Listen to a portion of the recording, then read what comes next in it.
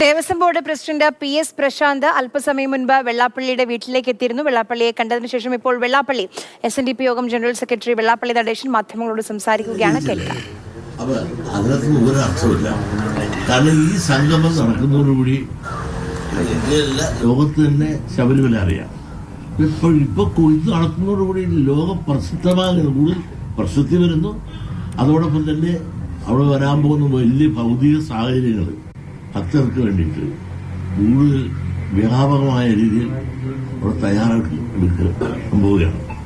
കോടാനുകോടി രൂപ അതിലേക്ക് മുടക്കാൻ സന്മനസ്സുള്ളവരും സർക്കാരും അതുപോലെ സ്പോൺസേഴ്സും തയ്യാറാകാൻ ഉള്ള സാധ്യത ഉള്ളതിനെ പ്രയോജനപ്പെടുത്തിക്കൊണ്ട് ഇഷ്ടംപോലെ സമ്പത്ത് സ്വദേശം ഇതിപ്പോ വരുന്നവിടെ കേരളം, ആന്ധ്ര, കർണാടക, തമിഴ്നാട് ഇവിടെയാണ് പ്രധാനമായിട്ട് വരുന്നത്. പിന്നെ വടക്കേന്ത്യയിൽ കുറച്ച് പേര് വരും. ഇപ്പൊ ഇന്ത്യയിൽ നിന്നല്ല ലോകത്ത് തന്നെ ഇന്ന് അയ്യപ്പനറിയാം. അയ്യപ്പ ഭക്തരുമുണ്ട്. അയ്യപ്പന്റെ ഭക്തിയും അതുപോലെ തന്നെ പ്രസക്തിയും കൂടുതൽ വർദ്ധിപ്പിക്കാനുള്ള ഒരു ബൃഹത്തായ പദ്ധതിയാണിത്.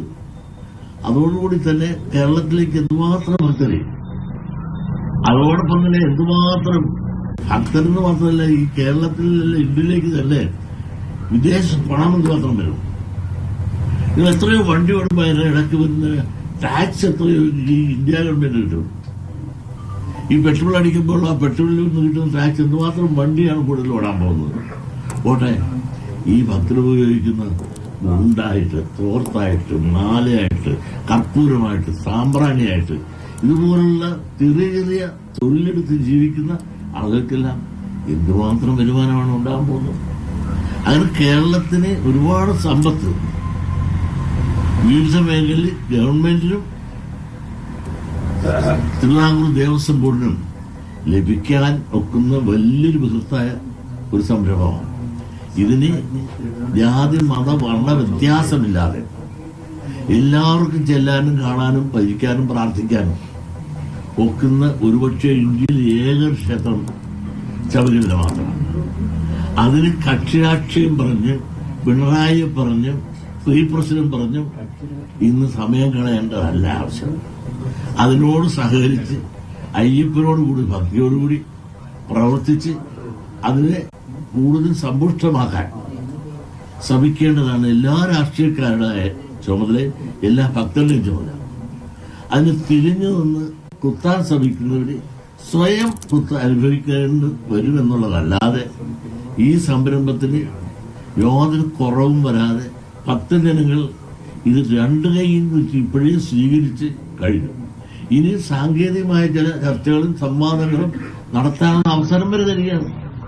അവസരത്തിൽ വരി, ആ യോഗത്തിൽ വരി, നിർദ്ദേശങ്ങളും ഉപദേശങ്ങളും ഉണ്ടെങ്കിൽ പറയും, അത് അവർ കേൾക്കും, പ്രായോഗികമായിട്ടുള്ളത് സ്വീകരിക്കും.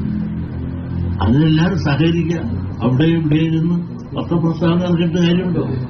BJPക്കാരൊന്നും എതിർക്കൊന്നും വരെ പറഞ്ഞിട്ടില്ല, ഒരു വരികയെന്ന് പറഞ്ഞിട്ടില്ല, അവർ അവിടെ ഒന്ന് നിസ്സഹരിക്കൊന്നും പറഞ്ഞിട്ടില്ല. കുമ്മനത്തിനെന്ന് ഞാൻ കേട്ടതാണ്, ശരിയെന്നൊക്കെയാണെന്ന് പറഞ്ഞില്ല. കുമ്മനം വരെ പറഞ്ഞിട്ടുണ്ട് ഇതൊന്നും ഞങ്ങളാരും പോരുന്നോ നിസ്സഹരിക്കുന്നൊന്നും പറയുന്നില്ല എന്ന് കുമ്മനം വരെ പറഞ്ഞിട്ടുണ്ട്.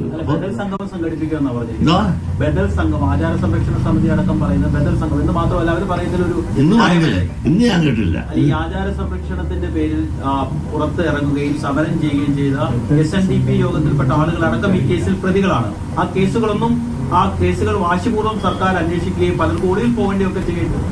അപ്പൊ അവരുടെയൊക്കെ ഒരു വിശ്വാസത്തെ സംരക്ഷിക്കാൻ വേണ്ടി അവർ നിരത്തിലിറങ്ങുകയും അവരെയൊക്കെ കേസിൽ പ്രതിയാക്കുകയും ചെയ്തു. ഇപ്പം സർക്കാർ അതിൽ നിന്ന് പിന്നോട്ട് പോവുകയല്ലേ ചെയ്യുന്നത്? പിന്നോട്ട് പോകണമെന്ന് പറയാനുള്ളൂ. ഞാൻ വ്യക്തമായും പറഞ്ഞില്ലല്ലോ, ഞങ്ങളുടെ SNDP യോഗത്തിന്റെ അഭിപ്രായം എഡിറ്റോറിയൽ വഴി വ്യക്തമായി എഴുതി കണ്ടിട്ടുണ്ടായിരുന്നു. ആ കേസിൽപ്പെട്ട ഒരുപാട് അപരാധികളുണ്ട്. കടന്നുകയറി അക്രമം ചെയ്തവരുണ്ട്, ഒരു അക്രമം ചെയ്യാതെ തെറ്റിദ്ധരിക്കപ്പെട്ടു പോയി കേസിൽ പ്രതിയായ ഒരുപാട് പേരുണ്ട്. ആ കേസെല്ലാം പിൻവലിക്കണമെന്ന് ഞാൻ ഒരു അപേക്ഷ അല്ലെങ്കിൽ ഒരു അഭ്യർത്ഥന SNDP യോഗത്തിന്റെ അഭിപ്രായം എന്ന നിലയിൽ യോഗനാഥത്തിൽ എഡിറ്റോറിയൽ അത് പത്രത്തിൽ പ്രസിദ്ധീകരിക്കുകയും ചെയ്തിട്ടുള്ള ആ അഭിപ്രായം ഞാൻ പറഞ്ഞില്ല എന്ന് കണക്കാക്കരുത്. അതുകൊണ്ട് ഈ ഉദ്യമത്തെ നമ്മൾ എതിർക്കണമെന്നാണ് ശരി. അതൊരു ഡിമാൻഡാണ് നമ്മുടെ, അത് ചെയ്യണമെന്നുള്ളത്. അത് മുഖ്യമന്ത്രി ഉൾപ്പെടെയുള്ളവരോട് പറയുകയും ചെയ്യും. അറിയാനാണല്ലോ ഇതെല്ലാം പറഞ്ഞത്. അതായത് കോൺഗ്രസും BJP ആരോപിക്കുന്ന ഒരു പ്രധാനപ്പെട്ട കാര്യം നമ്മുടെ അവർ പറയുന്നത്, അതായത് മുൻകാലങ്ങളിൽ ചെയ്ത ഒരു പ്രായച്ചിത്തം എന്ന നിലയിലാണ് ഭക്തരോട് ചെയ്യുന്നത്, തെരഞ്ഞെടുപ്പ് മുന്നിൽ കണ്ടുള്ള ഒരു കാര്യമാണ് എന്നുള്ളതാണ് അവർ ഭോഷ്കന്മാരാണ്.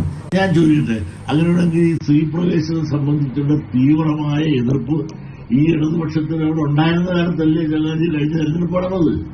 ആ തെരഞ്ഞെടുപ്പ് 99 സീറ്റിന് ജയിച്ചില്ലല്ലേ? പിന്നെ ഇത് വെറുതെ കാടടിച്ച് വെടിവെക്കുകയാണ്. മനുഷ്യന്റെ ബുദ്ധിയെ ചൂഷണം ചെയ്യാതെ കാര്യങ്ങൾ പറഞ്ഞ് മനസ്സിലാക്കുമ്പോൾ പഴയ കാര്യങ്ങൾ മറന്നു എന്ന് പറയുന്നത്. സ്ത്രീ പ്രവേശനത്തിന് എന്തുമാത്രം പ്രക്ഷോഭങ്ങളുണ്ടായി, ഇതെല്ലാം ജാഥ നടന്നു, ഇതെല്ലാം നമ്മൾ കണ്ടതല്ലേ? ആ നടന്ന കാലത്ത് നടന്ന തെരഞ്ഞെടുപ്പില്ല ഇടതുപക്ഷം 99 സീറ്റിനോടുകൂടി പിണറായി പിന്നെ മുഖ്യമന്ത്രിയായത്. UDF ഉന്നയിക്കുന്ന ഒരു പ്രധാനപ്പെട്ട ആവശ്യം കേസ് പിൻവലിക്കണമെന്നാണ്. കേസ് പിൻവലിക്കണമെന്ന അവരുടെ ആവശ്യം പ്രസക്തമല്ലേ? എന്തോ കേസ് പിൻവലിക്കണമെന്ന ആവശ്യം പ്രസക്തമല്ലേ? ആണ്. ആ ആവശ്യം ഞാനും ഉന്നയിച്ചിട്ടുള്ള ആളാണ്. ഈ പറയുന്നതെല്ലാം അനാവശ്യമായ ആരോപണങ്ങൾക്ക് വേണ്ടി ആരോപണം പറയുന്നതാണ്. അതൊരു പ്രായച്ചിത്തിൽ പ്രായച്ചിത്തായിട്ട് കൂട്ടിക്കോ. ആ പ്രായച്ചിത്താണ് തെറ്റുണ്ടാകും. കഴിഞ്ഞ തെരഞ്ഞെടുപ്പ് കഴിഞ്ഞ ഈ കുറെ കൊല്ലങ്ങളായിട്ട് ശബരിമല വല്ല പ്രശ്നമുണ്ട്. ദേവസ്വം ബോർഡിന് മാത്രം കഴിവാണ്. ഗവൺമെന്റിന് സഹായിക്കുകയും പിന്തുണ കൊടുത്തുകൊണ്ടല്ലേ ഇതല്ലേ നടന്നത്. സുന്ദരമായിട്ട് ഇവിടെ ശബരിമല ഓരോ കർമ്മങ്ങൾ ചെയ്യല്ലേ, പദ്ധതി നടപ്പാക്കുകയല്ലേ. ഒരു ഭക്തനും വല്ല കുഴപ്പമോടെ ഉണ്ടാകുന്നുണ്ടോ? ഒരു പോറലും ഒരു പൊട്ടുസൂചി പോലും അവരുടെ കാലെ കൊള്ളുന്നുണ്ടോ? മുള്ളു പോലും കൊള്ളുന്നുണ്ടോ? ഇത്ര ഭംഗിയായി എത്ര കൊല്ലമായി ഇപ്പോൾ നടക്കുന്നു. ഇത് ഗവൺമെന്റ് കൂടെ സഹായിച്ചിട്ടല്ലേ. കൂട്ടത്തിലുള്ള ഈ അഫിഡവിറ്റ് സ്ത്രീ പ്രവേശനം സംബന്ധിച്ച സർക്കാരിന്റെ അഫിഡവിറ്റ് പിൻവലിക്കണമെന്നൊരു ആവശ്യം SNDPക്കില്ലേ? കാരണം ആ അഫിഡവിറ്റ് കഴിഞ്ഞൊരു അധ്യായമാണ് എന്ന് പാർട്ടി സെക്രട്ടറി പറഞ്ഞപ്പോൾ അതിന് ആ അഭിപ്രായത്തിന്റെ ഇടയിൽ വരികൾക്കിടയിൽ ഒരു അർത്ഥമുണ്ട്. അത് അടഞ്ഞ അധ്യായമാണ് എന്ന് പറയുമ്പോൾ അതിന് ഞങ്ങൾ ഇനി പ്രസ് ചെയ്യുന്നില്ല എന്നുകൂടി അവർ പറഞ്ഞു എന്ന് നമ്മൾ കണക്കാക്കി. എന്താ തെറ്റി? പിന്നെ അതുപോലെ ഇങ്ങനെ പറയണം എന്ന് നമ്മൾ വാശി എന്തിനാ പിടിക്കുന്നത്?